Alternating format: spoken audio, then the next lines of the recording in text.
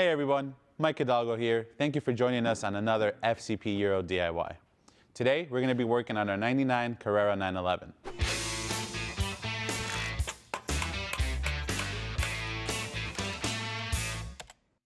Today we're going to be covering how to replace the starter on this car. A couple of reasons why you may want to look into that. Starters, as you know, are responsible for starting the engine. You have the gear that usually engages on your flywheel, spins over the engine, gets it going. However, these units do tend to fail over time. Sometimes they will get stuck when you go to turn the key and you'll hear the gear re-engaging after the vehicle has started. Sometimes they won't do anything at all. And sometimes they just start getting a little noisy as time goes on, so you want to look into replacing that. On our car, it does make a little bit of a noise upon startup. Maybe every third time you start it, you'll hear the gear get stuck on the flywheel and it won't disengage. So we're just going to go ahead and replace it, as well as a couple other things that you'll see in the future DIYs. Now we know what we're working on today. Let's take a look at the tools we're going to need for this job. And now onto the tools. For this DIY, we have a couple basic tools. We have a hammer and a brass punch. This is going to help push back the bushing on the alternator that keeps it tight against the bracket, as well as a torque wrench to torque down our bolts. We have a different range of extensions and 3/8 and 1/4 inch ratchets. Those are going to help getting into the tight spaces. You'll see a lot of sockets here. Most of them are 13 mil, 10 mil, and then we have a couple 7 and 8s, as well as 15 for the alternator bolts and the starter bolts. We also have a couple different screwdrivers. We have Phillips and flatheads, as well as our CTA 7 mil flex with the 7 mil on the end. And then some nice to haves are a pick, a magnet tool in case you drop something, and an electric ratchet just to speed things up. Now that we have all our tools covered, let's get started on this DIY. Before we get started, the first thing we want to do is disconnect the battery. The reason for that is that we're going to be replacing the starter as well as working near the starter. So we want to avoid harming and shocking ourselves as well as damaging the electricals on the vehicle. I'm going to take a 10 millimeter socket on a ratchet and disconnect our two terminals. Again, that's a 10 millimeter socket needed to disconnect the two terminals.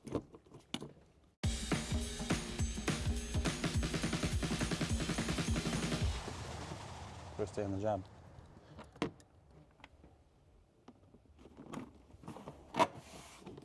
So first, we're going to go ahead and remove our airbox. We're going to unplug our mass airflow sensor by pressing these two tabs in. I like to push it into the box and then pull it back out. I'll free that up. From there, I'm going to remove the oil fill tube.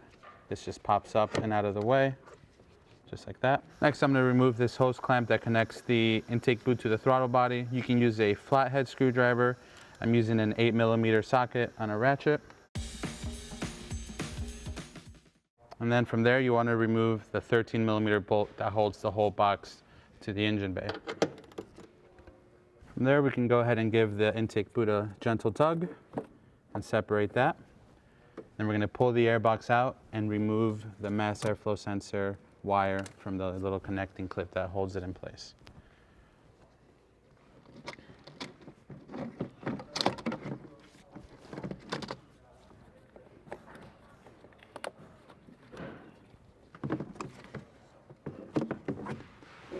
So just to recap, we have our airbox out.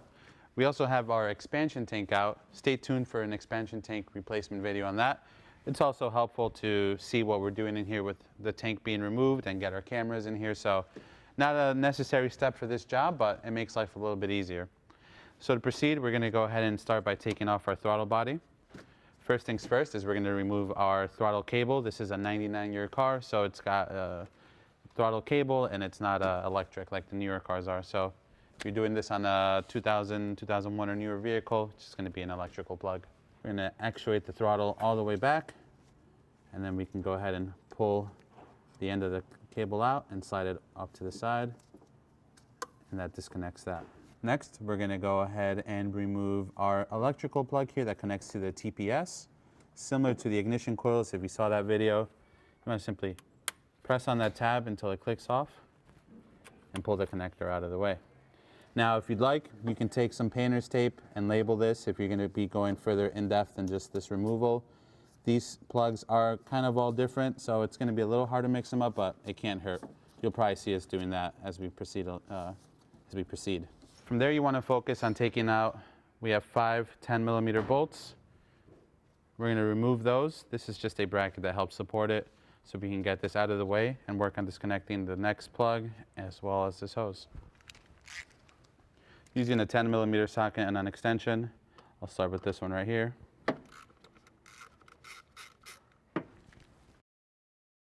And then work my way around the throttle body.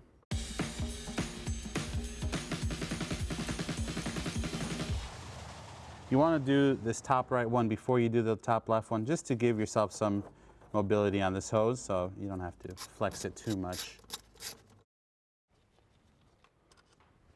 One more thing I failed to mention is you want to unhook the clip that holds the throttle cable in place on the throttle body plate there. I'm going to try using a couple pliers just to push the 2 pins in, and we can push that guy right back.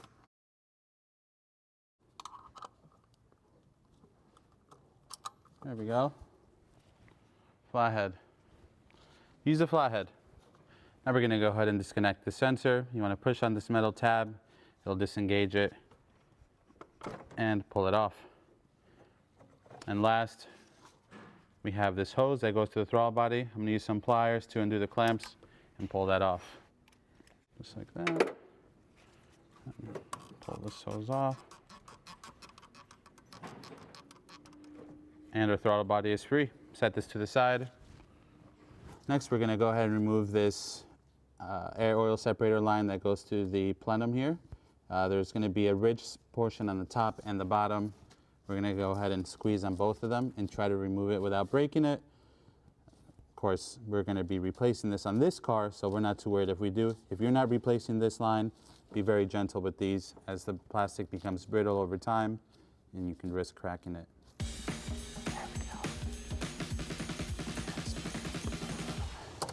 There we go. Didn't break it. I just used some pliers to put some even pressure on both of the tabs. Obviously, you saw we were able to do that without breaking anything. Just worth a shot if you're having trouble with it like we did. Just push that off to the side. I'm going to use a 7mm socket on a long extension on a 1/4 inch ratchet to take off the 4 hose clamps that remove the plenum here. First, what you want to do is you're going to want to go ahead and break the inner ones first, and then twist the plenum to break it free from the connecting boot. And then from there, we'll tighten these 2 back up, and then we'll loosen up the outer ones to break them free from the manifolds. I'll show you what I mean as we go. First, let's tackle the 2 inner ones. Again, 7mm socket to free these up.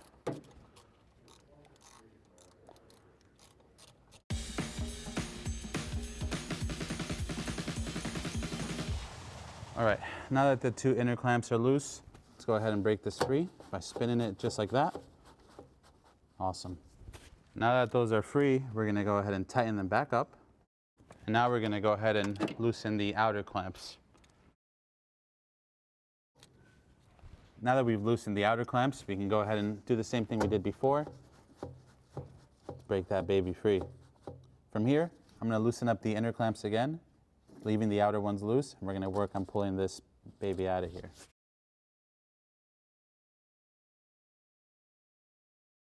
Now that all the clamps are loose, we can work on wrestling this plenum out of here.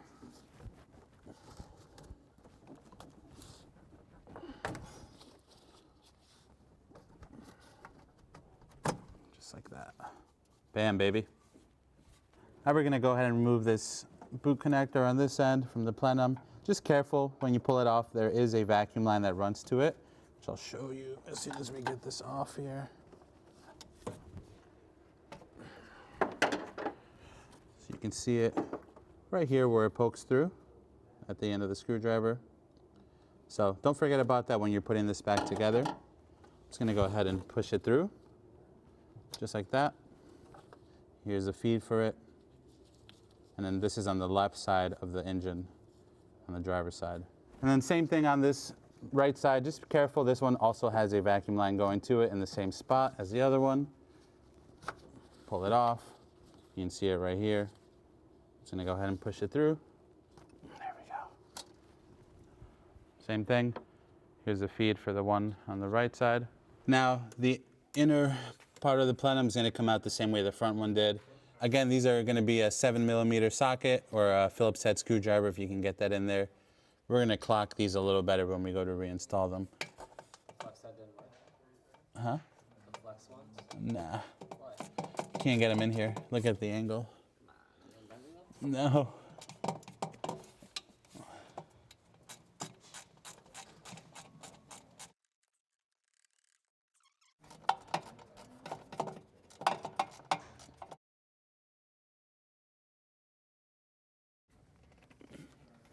Okay. There we go. Now that we've broken free the part of this rear plenum, we're going to go ahead and tighten back our outer clamps.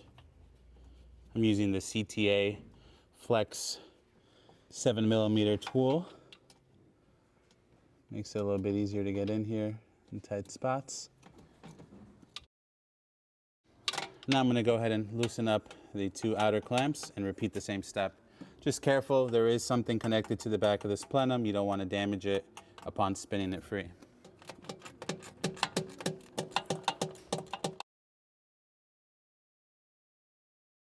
Now that we have broken all the hose clamps loose and everything's nice and loose, let's go ahead and loosen up the inner clamps, and then we can work on getting this plenum out.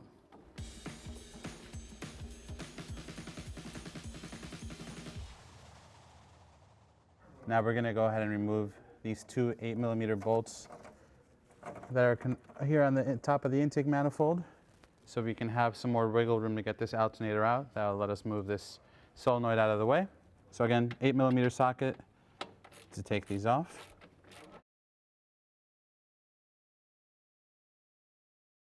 And then there's a connector here similar to the ones on the throttle body. You push in, pull off, and that'll free this guy up. I'm going to go ahead and put the 2 8mm screws back into their home here, as they're not going to be in the way, and that way I know where they go later. I don't have to go looking for where they could have gone or have to worry about bagging them and labeling them. I just like to throw them back in when I can. Now, in order to get the rear plenum out, you have to loosen up the bolts on either side of the manifolds. We're going to be removing the left-hand manifold so we can gain access to the air oil separator for another DIY that we're doing, and give you guys a better view of the starter replacement as well. So we have 6 bolts that hold this down in place. Some cars have Torx. Ours has regular hex bolts. So we have 6 10mm hex bolts to remove. I'm using a little 1/4-inch ratchet that I can weasel in between the runners. So let's get started.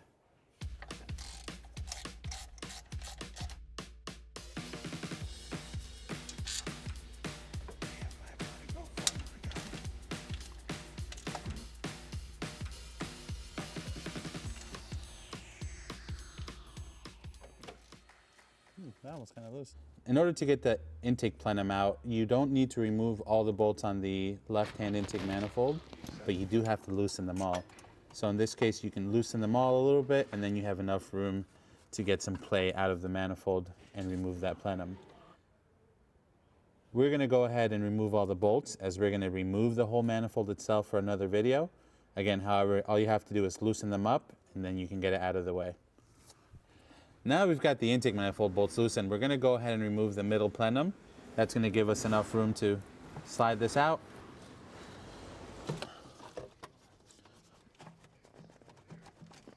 All right. Just like that. Now remember, there's a resonance flap in here, so you don't want to damage the connector going to that. One vacuum line that connects to the back of this. So you're going to want to go ahead and pull that off, and then you can pull this whole plenum piece out. You can see the tip of the vacuum line there.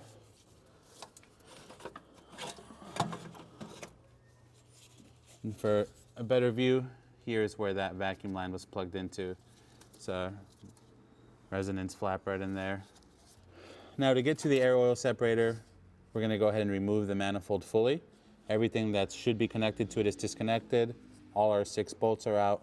Both of our plenums are out. So while holding some of this stuff out of the way, let's go ahead and try to free this thing out of here.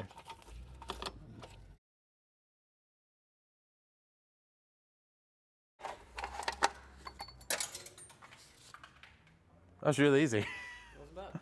Now that we have our intake manifold removed, we're going to go ahead and put some towels inside of each one of these runners just so we avoid dropping anything into them. You want to do that until you're ready to reinstall your manifold again. Now we're ready to go ahead and remove our starter now that we have access to it. First, we're going to make sure, if you haven't done this already, that you disconnect your battery. We did this a long time ago, so we're ready to rock and roll there.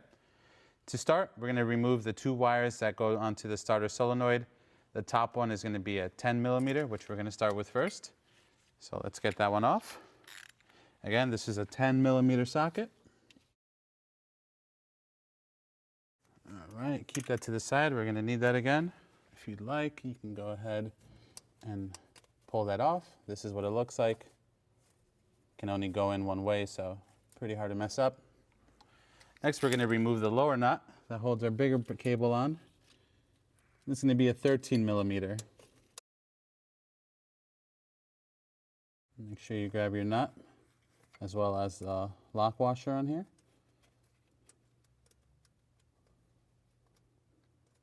Beautiful.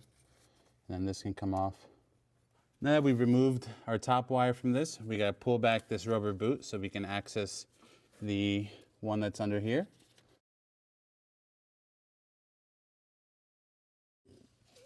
So peeling that back will expose the 13 millimeter nut that we have to remove right there. And don't worry about mixing these up. The studs that they go on are completely different sizes. There's only one way for you to put these cables on.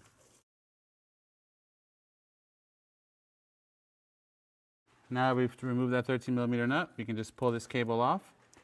Now to remove the starter, we have a 15 millimeter bolt on the right side of it and a 15 millimeter bolt on the left side of it. Let's start with the easy one, which is going to be the one on the top right. I'm using a long extension here, and I'm putting my 15 millimeter socket onto it.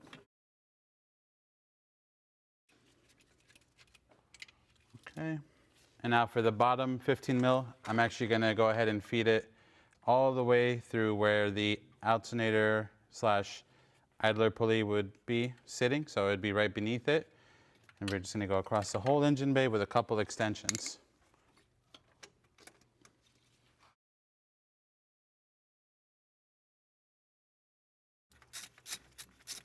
I'm going to use a magnet to fish that bolt out, so we can put it on the table in the meantime. At this point, we're ready to remove the starter, so I'm just going to go ahead and fish it out of here carefully.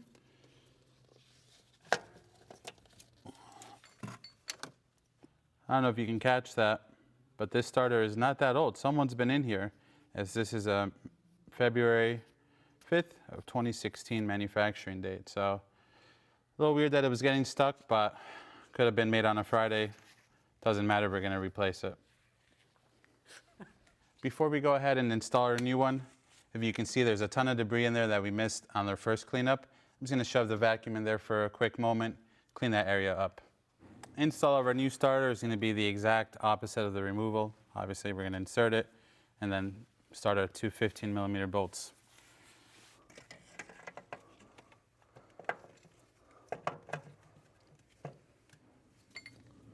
Make sure nothing's in the way. And then, if you can, start them by hand first.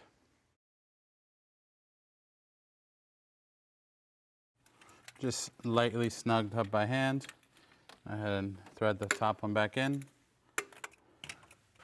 so that one bottoms itself out. And just snug by hand. And we're going to torque these down to 33 foot-pounds.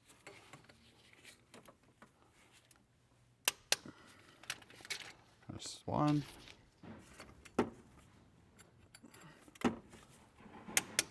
And there's two. Now that our starter is bolted into place, we can go ahead and connect our ground cables back up. So first we're going to do our bigger one that's on the left-hand side. Again, this is a 13 millimeter nut.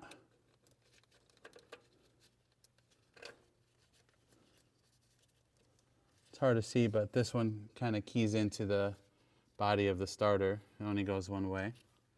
We're going to start this by hand, and then we're going to torque it down to 11 foot-pounds. Again, this is a 13 millimeter bolt, tying down to 11 foot-pounds. Beautiful. We can go ahead and put our protective boot back on. Just peel it back, pull it forward, just like that. And we can take our other cable. Again, this was a 10mm. Goes in one way. And that's going to be tightened down to about 7 foot-pounds. Now we can go ahead and put our last cable on with our 10mm nut. If you're going to torque this down, you're going to torque it down to about 7 foot-pounds. It's not much.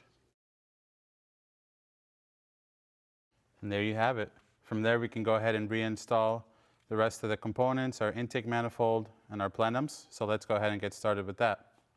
We're going to go ahead and slide our intake manifold on the left bank right back in. We've already replaced the intake manifold gaskets. So we're going to slide it in, leave it there loosely so we can focus on putting in our interior plenum and hook up our vacuum line to our resonance valve. So this is just going to live there loosely for now. And now we're going to go ahead and work on getting our rear plenum in.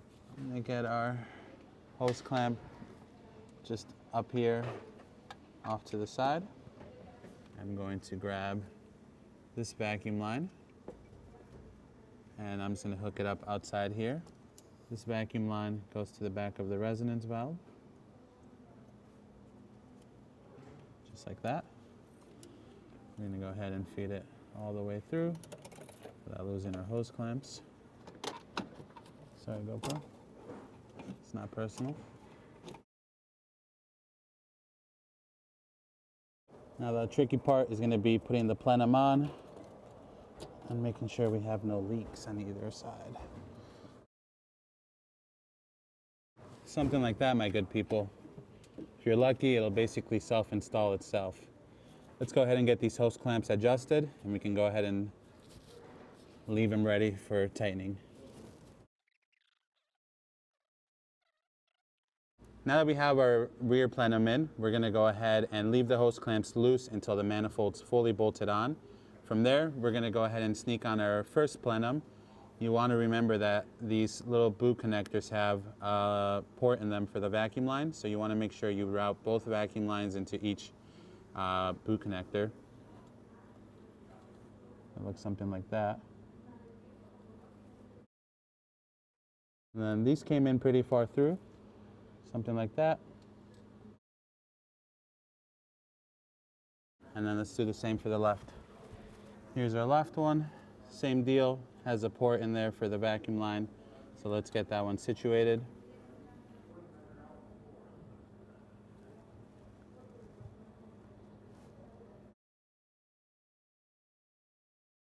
Right through the hole. I'm gonna go ahead and slap this one on as well. You'll see the vacuum line almost acts as a stopper for how far it goes in. And then from there, we're going to go ahead and slip on the front plenum as well. Here's our plenum. Again, you want to make sure your connector for your breather hose is on the same side that the breather hose is on, aka the left side of the vehicle. So we're just going to go ahead and same thing, loosely slip it on, leaving the hose clamps till the very end.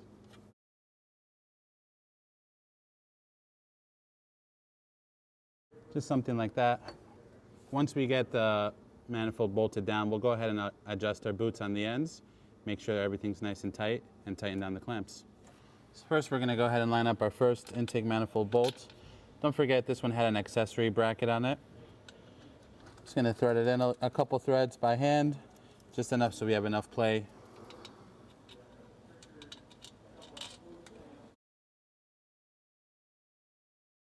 It's good enough for number 2. Now let's work on number 3.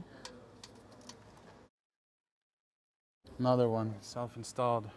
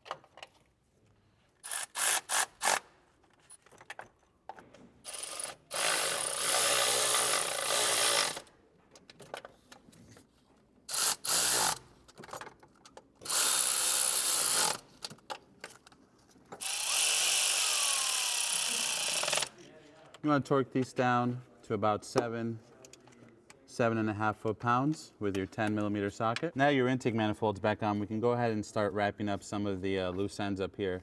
We're going to go ahead and get this breather line back onto the manifold. That is held on with this bracket as well. We have two 8mm bolts that we had threaded back into the manifold earlier, so we didn't lose them. I'm going to go ahead and take those out. Now we're going to go ahead and key this back in here.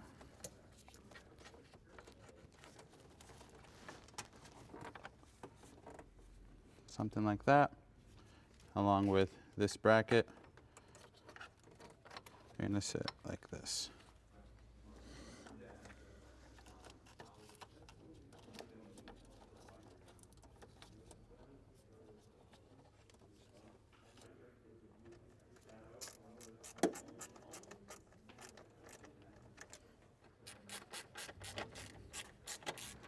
Just going to snug these down. These are plastic housings that they're going into, so you don't want to strip them.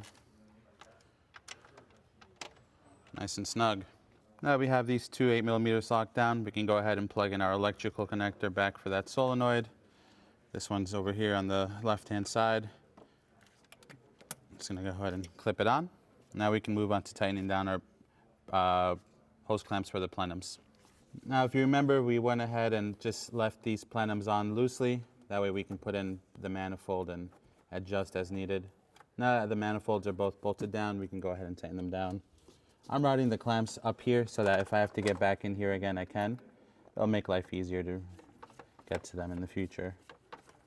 Again, these are a 7mm if you're using a socket, or you can use a Phillips head or a flathead screwdriver. Either or will work just fine.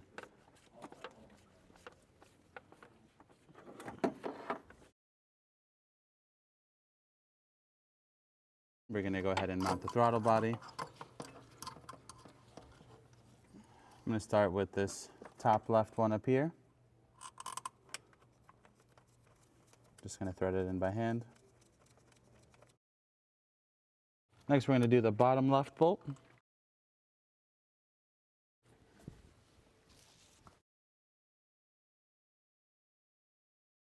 Next, we're going to do the top right.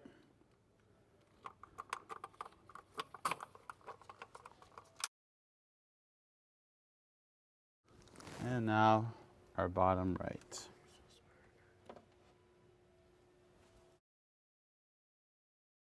Now I'm going to go around on all four corners and tighten it down evenly. If you're going to torque these down, again, these are small bolts going into a plastic housing, no more than 5 to 7 foot-pounds.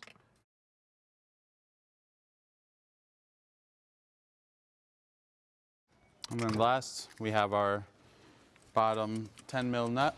This is just a nut that's on a rubber bushing. Doesn't have to be very tight. You don't want to rip the bushing either. Just snug that down. If you remember, we had two plugs going to the throttle body. One's going to go here at the bottom. Probably would have been easier if you plugged these in first, but we didn't think of that.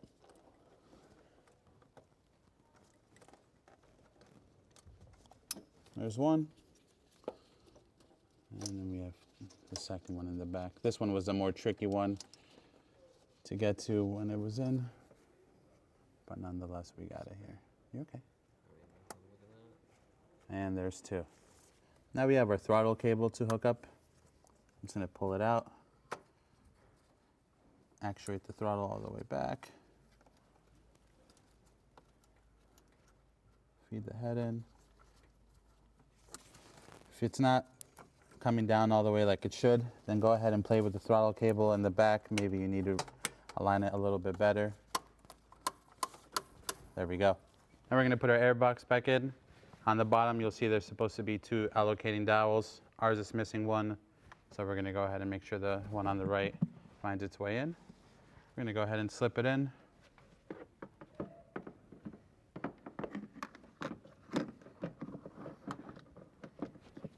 As we do that, we're going to run our mass airflow sensor wire through that clip on the corner.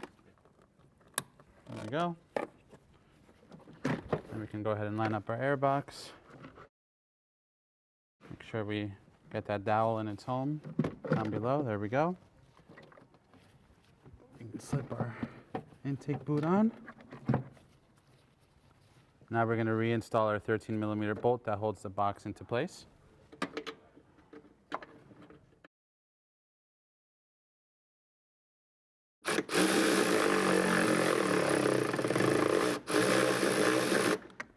There we go.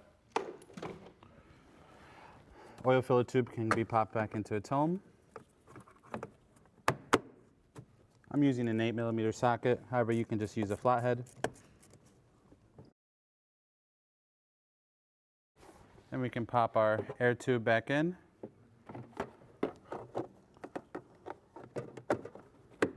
Just like that. And then last but not least, reconnect our mass airflow sensor.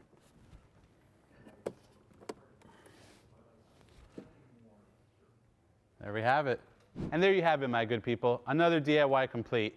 Overall, this starter replacement wasn't too intimidating.